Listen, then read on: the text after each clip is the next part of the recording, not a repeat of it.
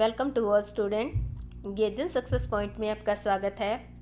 बच्चों, आज हम 11th बिजनेस स्टडी का चैप्टर 21 कर रहे हैं। चैप्टर का नाम है स्मॉल बिजनेस एंड इंट्रोडक्शन। छोटा सा चैप्टर है। इस चैप्टर को हम कंप्लीट एक ही लेक्चर में कंप्लीट कर लेंगे। तो देखो, ये है हमारा लघु व्यवसाय के बारे में चैप्टर है, यानी कि जो छोटे छोटे व्यवसाय होते हैं उसके बारे में हम इसमें स्टडी करेंगे। तो देखो, छोटे व्यवसाय जो होते हैं वो क्या करते हैं, एक तो रोजगार को बढ़ाते हैं और दूसरा इससे क्या होता है, देश का आर्थिक विकास होता है। आर्थिक विकास को मजबूती कैसे प्रदान करते हैं, क्योंकि छोटे छोटे व्यवसाय जो होते हैं वो हर एक घर में किए जा सकते हैं। उसमें जो है एक परिवार के जितने भी मेंबर्स होते हैं उन सबको रोजगार मिल जाता है। तो इस प्रकार हम कह सकते हैं कि अगर व्यवसाय देश के अंदर छोटे छोटे व्यवसाय इंक्रीज हो तो परिवार के प्रत्येक बंदे को रोजगार मिलेगा और इस तरह से देश में लोगों का जो है मैक्सिमम लोगों को रोजगार मिल जाएगा। तो उनका जो लिविंग ऑफ स्टैंडर्ड है वो इंक्रीज होगा। तो इससे देश का जो आर्थिक विकास है उसको मजबूती मिल जाएगी।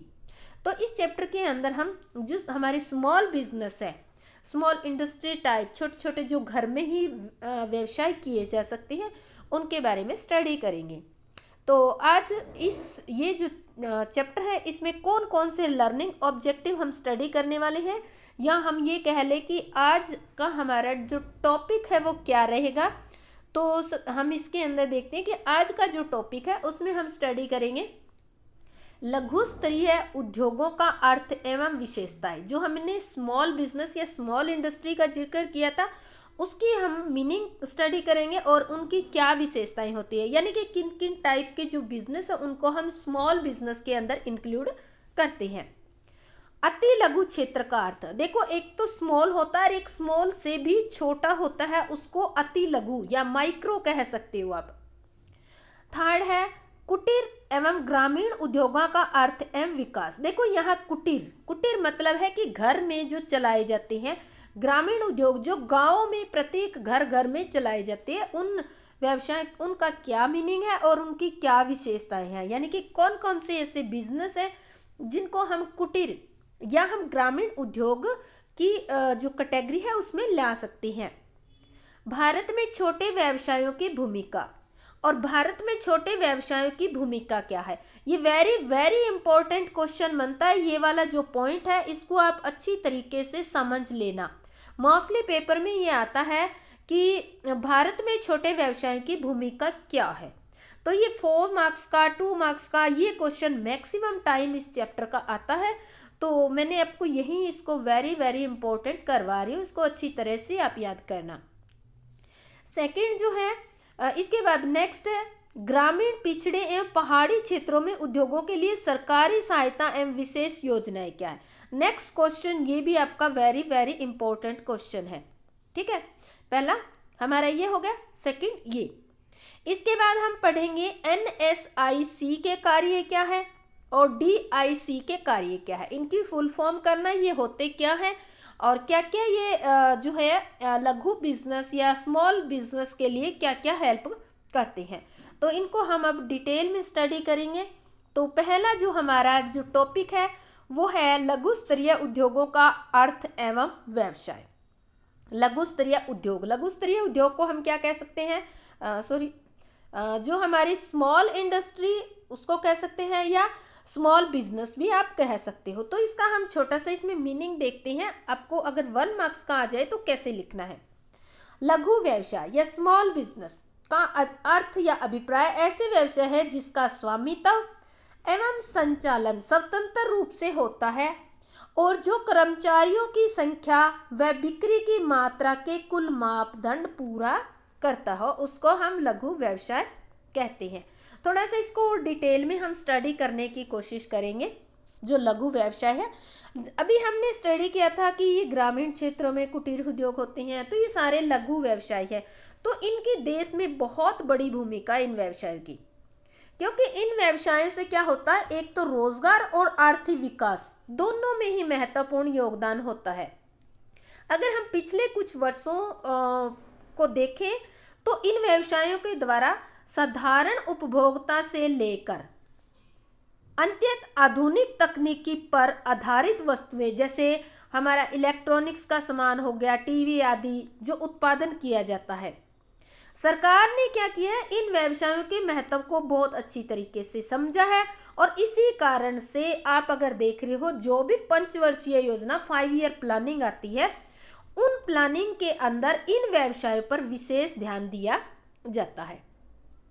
अब देखो, छोटे व्यवसाय, लघु उद्योग, इनकी हम डिटेल में स्टडी करने से पहले आपको ये पता होना चाहिए कि जो ये व्यवसाय है, ये इसको लघु व्यवसाय ही क्यों कहा जाता है। क्योंकि कोई भी व्यवसाय बड़ा हो या छोटा हो, उसको छोटा बड़ा मापने का कोई पैमाना तो होना चाहिए। उसके पैमाने के बेस पे ही आप ये कह सकते हो कि हाँ, ये व्यवसाय छोटा है या बड़ा है। तो कोई भी व्यावसायिक उपक्रम छोटा या बड़ा होना उसके आकार पर निर्भर करता है। और अब आकार या उसका साइज जो है, उसके लिए आपको कुछ मानदंड यानी कि कुछ माप, कुछ मेजरमेंट स्टडी करने पड़ेंगे, जिनके बेस पे आप कह सकते हो कि हाँ, ये बिजनेस स्मॉल साइज का है, मीडियम साइज का है, माइक्रो मैक्रो साइज या बहुत बड़ा साइज है। तो इस तरह से इसके बेस पे ही आप बता सकते हो। तो इसके मापदंड कौन से हैं, ये इंपॉर्टेंट है। ये मेजरमेंट के पॉइंट, कोई बिजनेस का साइज बताओगे कि वो स्मॉल है या नहीं है, तो वो इसके बेस पे बताया जाएगा। सबसे पहले वॉल्यूम ऑफ कैपिटल इन्वेस्टेड, विनियोजित पूंजी की मात्रा देखी जाती है। वैल्यू ऑफ आउटपुट, उत्पादन का मूल्य। वॉल्यूम ऑफ आउटपुट, उत्पादन की मात्रा। दोनों पॉइंट में यहाँ क्या है, मूल्य, और यहाँ मात्रा दी हुई है। नंबर ऑफ वर्कर्स, जो व्यवसाय के अंदर काम करने वाले हैं, उन वर्कर्स की संख्या। सीधी सी बात है, वर्कर की संख्या को अगर हम लेकर देखते हैं कि ऐसा व्यवसाय जिसमें नंबर्स ऑफ वर्कर बहुत ज्यादा है, उसको हम बड़ा व्यवसाय कहेंगे। जिसमें नंबर्स ऑफ वर्कर 2 डिजिट में या 3 डिजिट तक ही है, उसको हम स्मॉल बिजनेस कहेंगे। और इससे ज्यादा जो है, तो उसको हम बड़ा बिजनेस कहेंगे। अब हम स्टडी करते हैं इसमें मीनिंग ऑफ स्मॉल बिजनेस। तो देखो, स्मॉल बिजनेस है, उसके अंदर क्या क्या आता है। सूक्ष्म, लघु एवं मध्यम उपक्रम विकास का अधिनियम कौन सा है, 2006। सबसे पहले तो ये 1 मार्क्स का क्वेश्चन है कि इनका ये एक्ट कौन सा है, कब बना। ये डेवलपमेंट हुआ था 2006 में। तो अब देखो, इसके बेस पे 2006 में एक हुआ, इसके बेस पे जो है एंटरप्राइजेज या जो उपक्रम है, उनको क्लासिफाइड किया गया, क्लासिफिकेशन ऑफ एंटरप्राइजेज, जिससे हमें ये पता, हम इसमें बांट सकते हैं कि कौन सा लघु है और कौन सा नहीं है। क्लासिफिकेशन ऑफ एंटरप्राइजेज को 2 पार्ट में डिवाइड किया। कौन कौन से, एक तो मैन्युफैक्चरिंग एंटरप्राइजेस हो गया और दूसरा हो गया सर्विस एंटरप्राइजेस। अब देखो, मैन्युफैक्चरिंग एंटरप्राइजेस होता है, उसमें क्या होता है, इसके नाम से आपको पता चल रहा होगा, क्योंकि इसमें बनाने, किसी प्रोडक्ट को निर्मित करने का काम किया जाता है। और सर्विस एंटरप्राइजेस में आपको पता है कि इसमें सर्विस प्रोवाइड की जाती है, वो चाहे किसी भी फॉर्म में हो।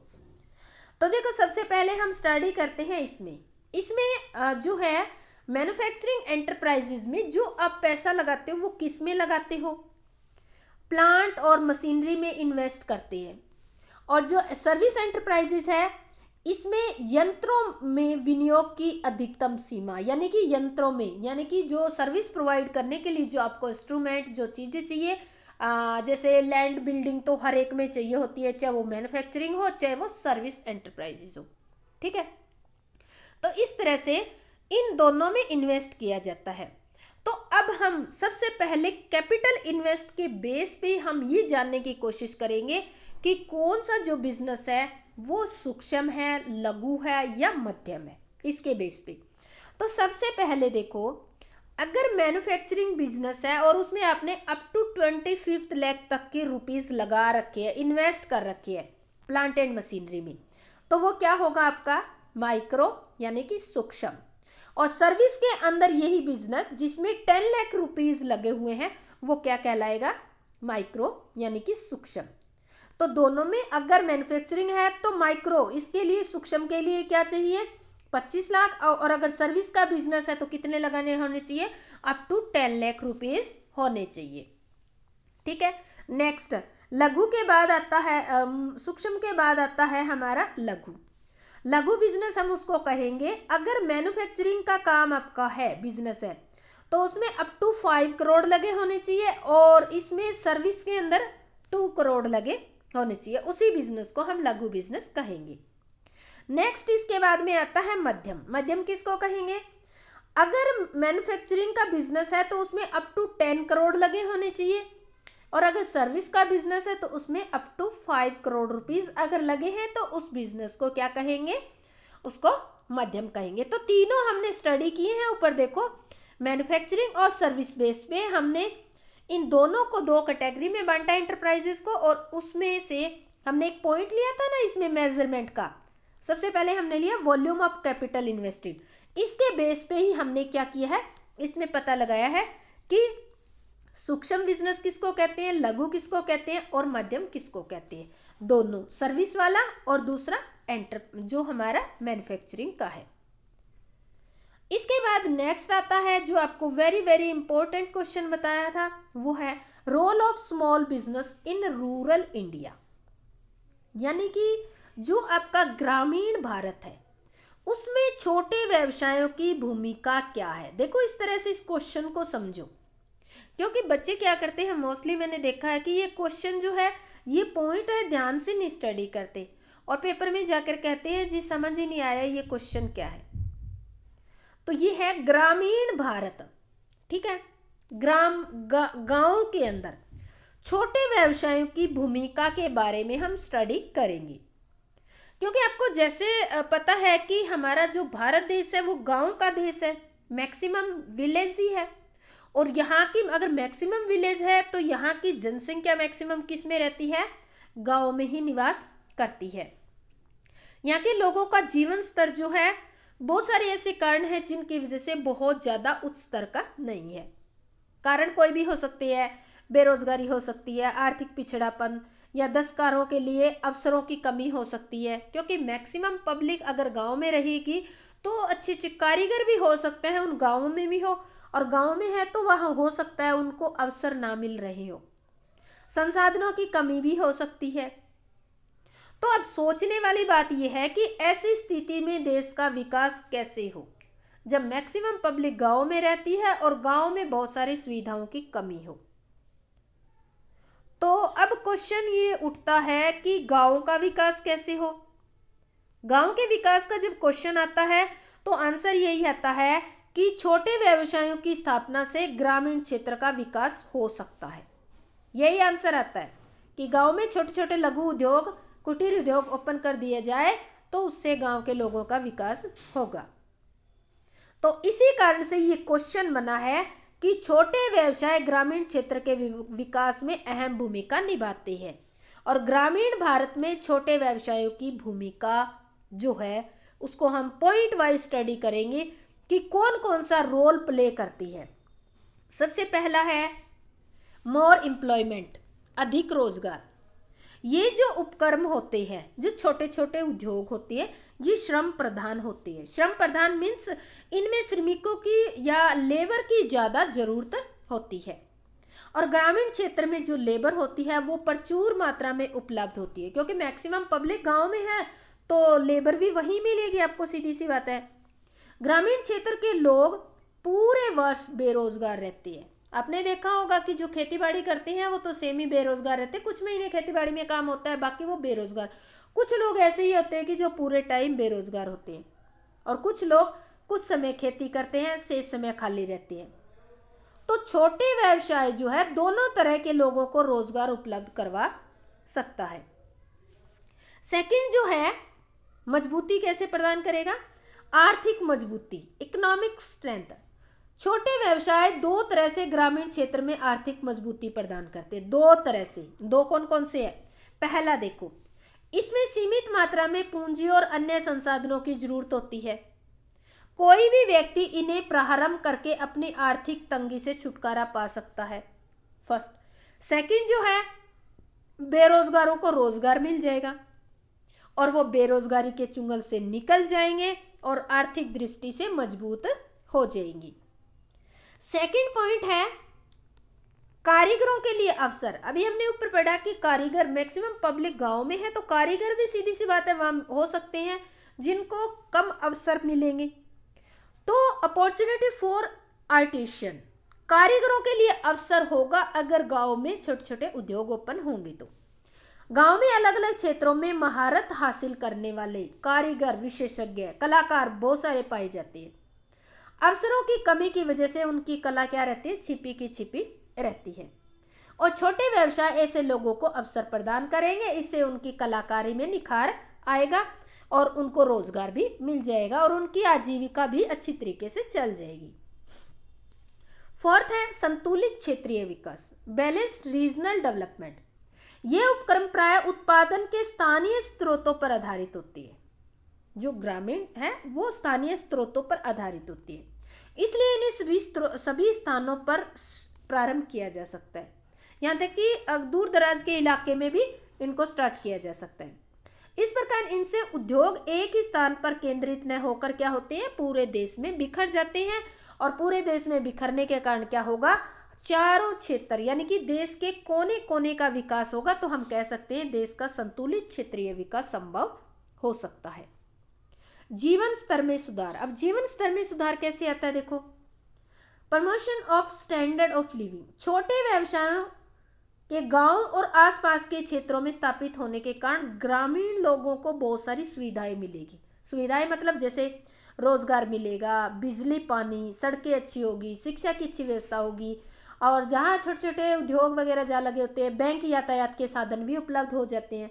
तो सीधी सी बात है, अगर इतनी सारी एक व्यक्ति को या हम कहते हैं गांव में सुविधा चली जाएगी तो उनका जीवन स्तर जो है उसमें सुधार आना जो है सच्चाई है कि हो जाएगा, उनके सुधार आ जाएगा जीवन में।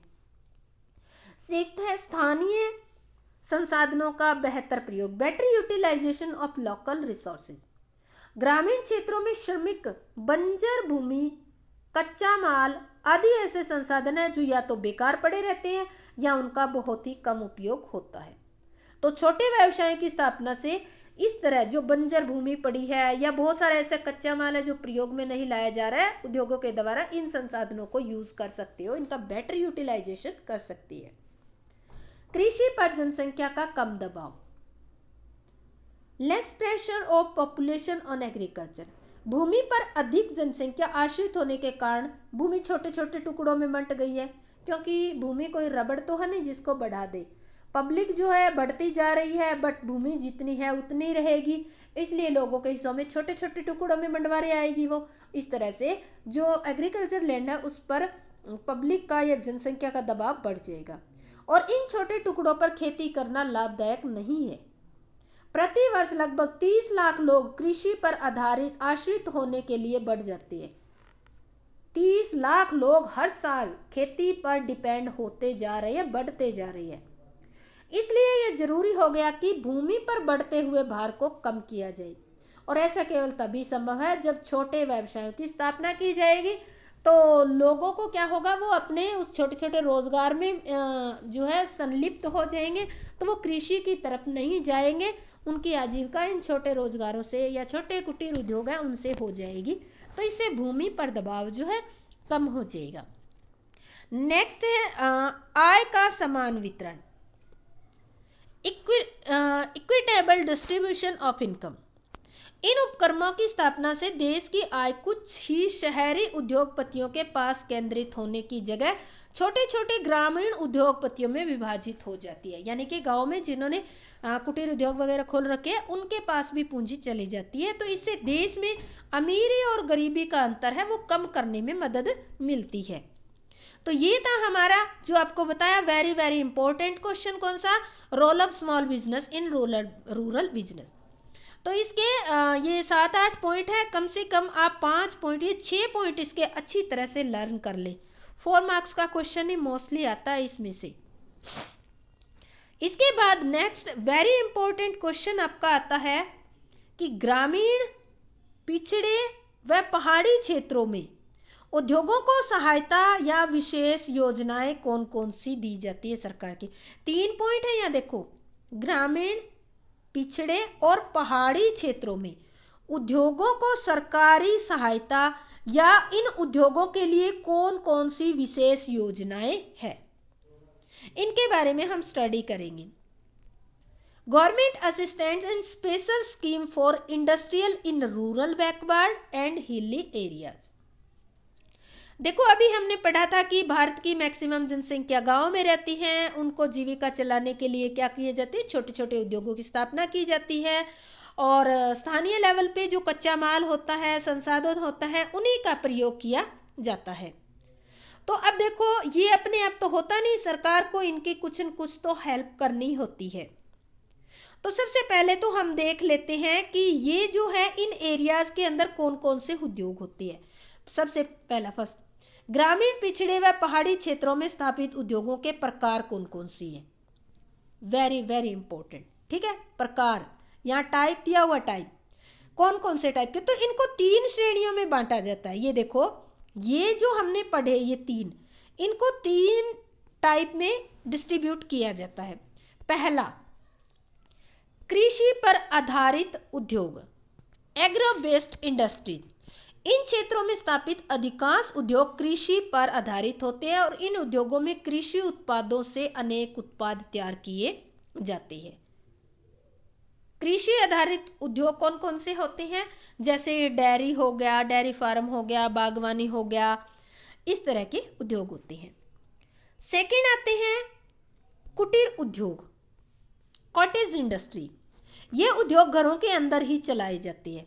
इनके लिए जैसे शहद की मक्खियां पालना, बी कीपिंग हो गया, साबुन बनाना हो गया, हैंडीक्राफ्ट का काम हो गया, या जैसे हैंडीक्राफ्ट का काम मनके काटना छोटे छोटे, इस तरह से घड़े बनाना, जूते बनाना, इस तरह के बहुत सारे काम हैं जो कॉटेज इंडस्ट्री यानी कि घर में ही किए जा सकती है। थर्ड है खादी एवं ग्रामीण उद्योग, खादी एवं विलेज इंडस्ट्री।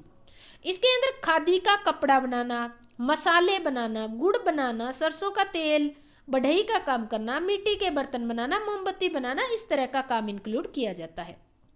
तो अगर क्वेश्चन आ जाए 2 मार्क्स का कि पिछड़े, ग्रामीण पिछड़े और पहाड़ी क्षेत्रों में स्थापित उद्योगों के प्रकार कौन से हैं, तो 3 प्रकार है। कौन कौन से हैं, कृषि पर आधारित, कुटीर उद्योग और खादी एवं ग्रामीण उद्योग।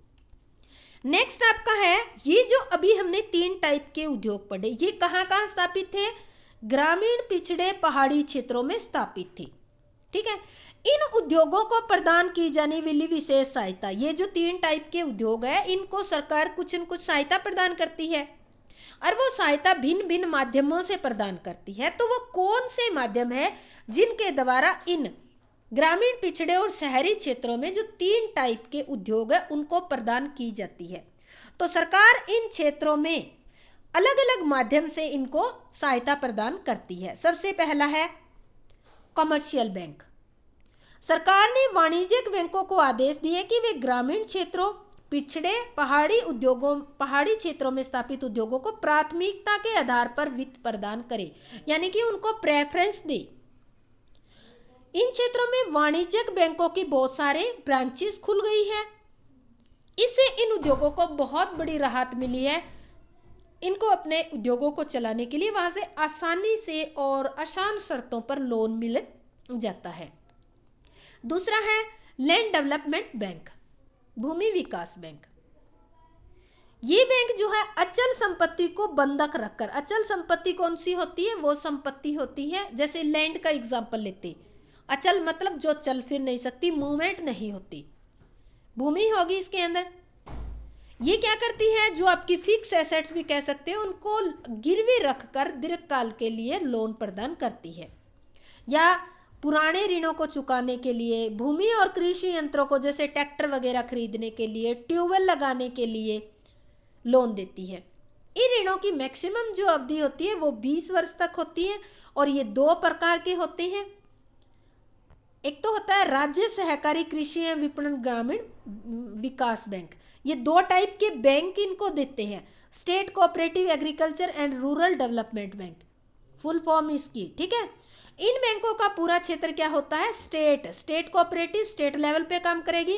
प्राथमिक सहकारी यानी कि प्राइमरी कोऑपरेटिव एग्रीकल्चर और रूरल डेवलपमेंट बैंक है, जिसकी फुल फॉर्म यहाँ इनकी फुल फॉर्म ये दे रखी है।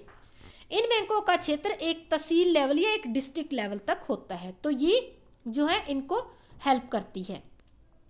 थर्ड है क्षेत्रीय ग्रामीण bank, regional rural bank, RRB जिनको कहते हैं। इन बैंकों का मुख्य कार्य क्या होते हैं? छोटे किसान, जो श्रमिक हो गए, कारीगर हो गए, या हम ये कह सकते हैं कि जो लघु उद्यमी होते हैं, छोटे छोटे जिन्होंने उद्योग खोल रखे हैं, उनको ये कई कई तरह की सहायता प्रदान करती है। इन बैंकों के कारण गांव में कृषि, व्यापार, उद्योग और अन्य उत्पादन के कार्यों में विकास हो सका है।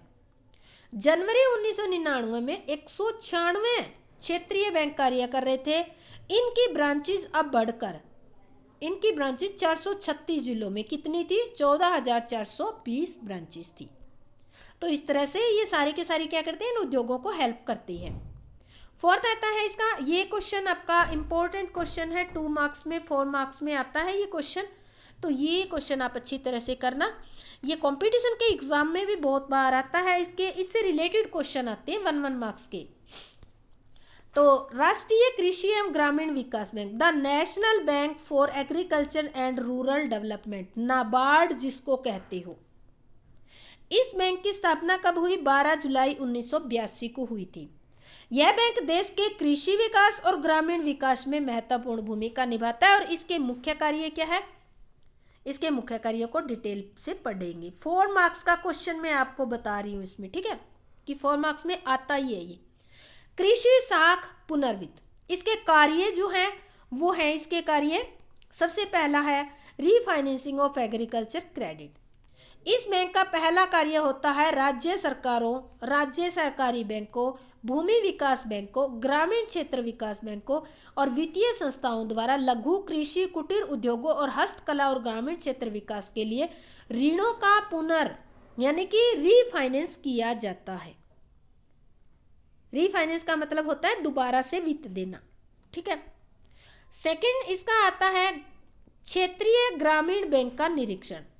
ये जो हमने नाबार्ड के बारे में स्टडी करें, ये डायरेक्ट पब्लिक को नहीं देता, ये बैंकों को देता है पैसा और बैंक आगे लोगों को पैसा देते हैं, ये ध्यान रखना। रीफाइनेंस मतलब ये नाबार्ड है, ये किसको देगा? जो बैंक्स हैं उनको देगा, और बैंक्स किसको देगी? पब्लिक को। इसी कारण से रीफाइनेंसिंग का वर्ड यूज हुआ है। क्षेत्रीय ग्रामीण बैंक का निरीक्षण, इंस्पेक्शन ऑफ आरआरबी, जो आरआरबी है उसका क्या करते हैं? निरीक्षण करते हैं, उनको पुनर्वित्त देते हैं और उनके विकास का काम भी नाबार्ड ही करता है। फॉरेन हेल्प, विदेशी सहायता, देश के कृषि और लघु उद्योगों के विकास से संबंधित जो प्रोजेक्ट है उनको प्राप्त करने के वाली विदेशी सहायता नाबार्ड के द्वारा ही प्रदान की जाती है। संस्थागत ग्रामीण शाख, इंस्टीट्यूशनल रूरल क्रेडिट, यह बैंक ऐसे उपाय करता है जिसके फलस्वरूप इंस्टीट्यूशनल रूरल क्रेडिट स्ट्रक्चर को मजबूत किया जा सके। और ये बैंक इस तरह का ये जो काम है, कुछ जो अप्रूव्ड जो इंस्टीट्यूशन होती है उनको ही ये प्रदान की जाती है। उत्पादन साख, प्रोडक्शन क्रेडिट, यह बैंक सेवाओं को प्राकृतिक विपदाओं, सैनिक गतिविधियों, युद्ध आदि आपातकालीन स्थितियों में उत्पादन प्रोडक्शन क्रेडिट के लिए सस्ते ऋण कंसेशनल लोन भी प्रदान करता है। सरकार तथा रिजर्व बैंक का एजेंट, ये जो बैंक नाबार्ड जो है वो क्या करता है? सरकार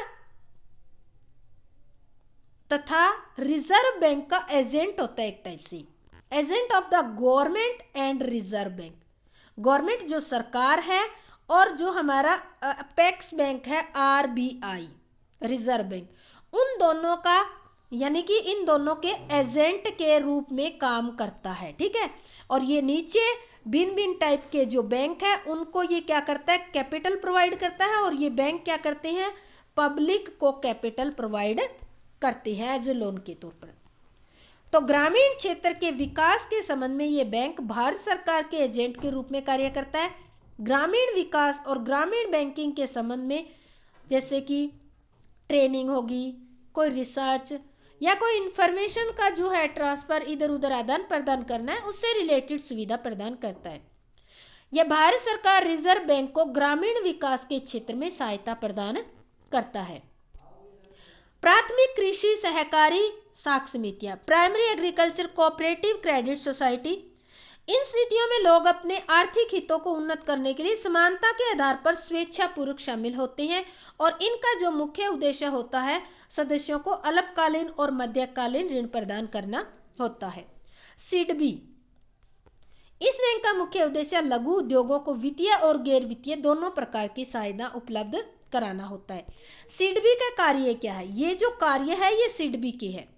जो ऊपर हमने पढ़े वो सारे कार्य करती है, जैसे उद्योगों को तकनीकी प्रगति, आधुनिकीकरण के उपाय शुरू करना, लघु क्षेत्र के उद्योगों के बाजार के विस्तार में सहायता प्रदान करना, श्रम प्रधान उद्योगों को दिए गए ऋण का पुनर्भी रिफाइनेंस करना, आसान शर्तों पर ऋण देना, फैक्टरिंग की सुविधा प्रदान करना। इस तरह से ये सारे कार्य जो है सिडबी के द्वारा प्रदान किए जाते हैं। नेक्स्ट है आपका राष्ट्रीय लघु उद्योग निगम limited, national small industry cooperative, NIC की ये फुल फॉर्म है, हो सकता है आ जाए 1 मार्क्स के अंदर। राष्ट्रीय लघु निगम उद्योग निगम लिमिटेड की स्थापना जो है कब हुई थी? केंद्रीय सरकार के एक उपक्रम के रूप में 1955 में की गई थी और उस टाइम ऐसा देखा गया कि उद्योगपतियों के पास मशीनरी व यंत्र खरीदने के लिए पर्याप्त पूंजी का अभाव था, तो इस जो है कॉर्पोरेशन की स्थापना द्वारा इसी उद्देश्य से की गई थी कि वो उद्योगों को इस तरह की पूंजी प्रोवाइड कर सके एज ए लोन के तौर पर, ताकि उनको पूंजी का अभाव ना हो। पूंजी की कमी के कारण ही अनेक नए उद्यमीय अवसरों से क्या हो रहे थे? लाभ उठाने से वंचित हो रही थी। इस आवश्यकता को पूरा करने के लिए एनएसआईसी की स्थापना की गई। ये 4 हैं। देखो, एनएसआई मुख्य कार्यालय कहाँ है? दिल्ली में स्थित है। 4 क्षेत्रीय कार्यालय है, दिल्ली, मुंबई, कोलकाता और चेन्नई। 4 जो बड़े बड़े मेट्रो सिटी है इंडिया के, उन्हीं में इनकी स्थापना इनकी खोली गई है। ठीक है, ये क्षेत्रीय जो रीजनल ऑफिस कहते हैं ना, वो है। इसकी ब्रांचेज जो है 11 है, 11 ब्रांचेज है इसकी अलग अलग सिटीज के अंदर। काम क्या है इसके? देखो, एनएसआई क्या कार्य करता है? किराया क्रय पद्धति पर भारतीय और विदेशी मशीनरी उपलब्ध करवाता है, पट्टे पर विभिन्न यंत्र उपलब्ध करवाता है, दुर्लभ कच्चा माल उपलब्ध करवाता है, एसएसआई के उत्पादों के विपणन में मदद करता है। एसएसआई का मतलब है स्मॉल स्केल इंडस्ट्री। ठीक है, स्मॉल स्केल इंडस्ट्री। और एसएसआई के उत्पादों के निर्यात में सहायता करता है, उनको श्रमिकों को भिन्न भिन्न टाइप की ट्रेनिंग प्रोवाइड करवाता है और नवीनतम तकनीकी प्राप्त करने में हेल्प करते हैं, औद्योगिक वस्तुओं की स्थापना करते हैं, सलाहकार सेवाएं प्रदान करते हैं और उपयोग दरों पर कच्चा माल भी उपलब्ध करवाते हैं। तो ये एनएसआई के कार्य थे। अब आता है district industry centre, DIS। District industry centre क्या होता है? जिला उद्योग केंद्र अनावरण। इसकी स्थापना कब हुई थी? 1977 में, जबकि 23/12/1977 को नई औद्योगिक पॉलिसी की भी घोषणा की गई थी। इसके अंदर कौन कौन से आते हैं?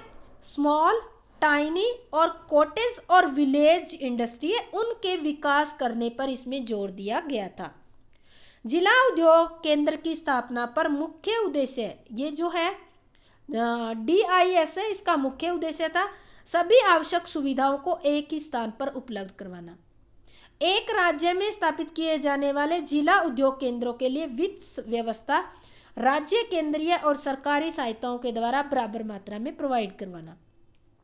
उद्योगों के लिए भूमि, कार्य शेड बनाना, कच्चा माल आदि आवंटित करने के लिए जिला उद्योग या हम कह सकते हैं डायरेक्टर ऑफ इंडस्ट्री की देखरेख में ये कार्य करते हैं। जो DIS है ना, ये उद्योग निदेशालय डायरेक्टर ऑफ इंडस्ट्री की देखरेख में ये कार्य करती है। प्रत्येक जिला उद्योग केंद्र का एक जनरल मैनेजर होता है। इसकी सहायता से 4 इसके साथ क्या होती है? फंक्शनल मैनेजर होती है। क्या होता है? एक जनरल मैनेजर होता है, इसको मैं ऐसे बताती हूँ आपको कि एक क्या होता है? जनरल मैनेजर होता है। इसके नीचे 4 क्या होते हैं? रीजनल या फंक्शनल मैनेजर होते हैं। जो अलग अलग प्रोजेक्ट, ए प्रोजेक्ट, बी प्रोजेक्ट, सी प्रोजेक्ट, इसके लिए ये नियुक्त किए जाते हैं। जिला उद्योग केंद्र के कार्य क्या है? जिले में औद्योगिकरण के मुख्य बिंदु के रूप में काम करना, लघु स्तरीय औद्योगिक इकाइयों की स्थापना के लिए प्रोजेक्ट और उद्यमियों की पहचान करना, लघु स्तरीय औद्योगिक इकाइयों को स्थायी पंजीकरण प्रमाण पत्र प्रदान करना, लघु स्तरीय औद्योगिक इकाइयों को ऋण, कार्यशेड, कच्चा माल उपलब्ध करवाना, औद्योगिक नीति के प्रावधानों के अनुसार लघु स्तरीय औद्योगिक इकाइयों को भिन्न भिन्न प्रोत्साहन प्रदान करना, लघु स्तरीय औद्योगिक इकाइयों को विपणन की सहायता उपलब्ध करवाना, और इसके अलावा जिले के उद्यमियों तथा मुख्य बैंक, जो लीड बैंक होते हैं, मुख्य बैंक होते हैं, उनसे संबंध स्थापित करना, शिक्षित बेरोजगारों के लिए सरकारी सहायता प्राप्त स्कीम जो होती है उनको लागू करना, बिजली बोर्ड, जल आपूर्ति बोर्ड, इनसे रिलेटेड आदि से लाइसेंस लेने में उद्यमियों की मदद करना, मशीनरी, कच्चा माल आयात के लिए उद्यमियों को सहायता प्रदान करना। तो इस तरह से ये कार्य जो है DIC के द्वारा किए जाते हैं। तो ये हमारा आज का चैप्टर था, स्मॉल बिजनेस के बारे में हमने डिटेल से स्टडी किया। उम्मीद करती हूँ कि आपको अच्छी तरीके से समझ आ गया होगा। तो आपको अगर कंप्लीट सिलेबस करना है +1 का, तो मेरे चैनल पे प्लेलिस्ट बनी हुई है 11th business study, 11th accountancy, 12th business study, 12th accountancy की। तो वहाँ से जाकर आप घर बैठे सेफ तरीके से पूरा सिलेबस कर सकते हो। कोई आपको प्रॉब्लम आए तो आप कमेंट करके भी पूछ सकते हो। हाँ, अगर आपको वीडियो अच्छा लगा है तो आप लाइक करना, और अगर मेरे चैनल को फर्स्ट टाइम देख रहे हैं तो चैनल को सब्सक्राइब कर देना और बेल आइकन प्रेस कर देना, ताकि जो भी नया वीडियो मैं प्रोवाइड करवाऊंगी उसका नोटिफिकेशन आपको मिल जाए। तो आपका बहुत बहुत धन्यवाद। जय हिंद, जय भारत।